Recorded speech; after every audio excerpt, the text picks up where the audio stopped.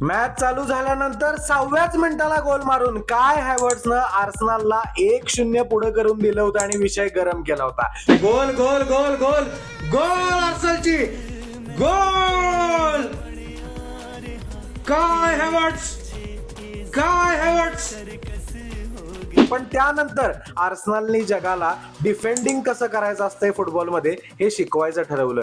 65 मिनिटं मजबूत बचाव केल्यानंतर सुद्धा मॉस्क्वेरानं एक पेनल्टी दिली जी डेम्बेलेनं मारून PSG ला 1-1 असा समान स्कोर करून दिला.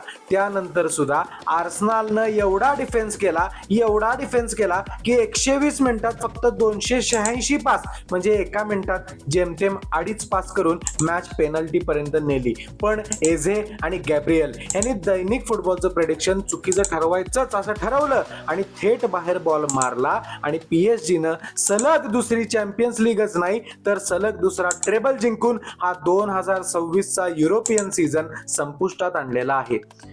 काही प्रश्न पण PSG नं यामुळं ठळक केलेले आहेत, त्यावर पण व्हिडिओ दैनिक फुटबॉलवर येत आहेत. त्यासाठी चॅनलला नक्की फॉलो करा. ही होती चॅम्पियन्स लीग 2026च्या फायनलची रिॲक्शन आणि रिव्ह्यू.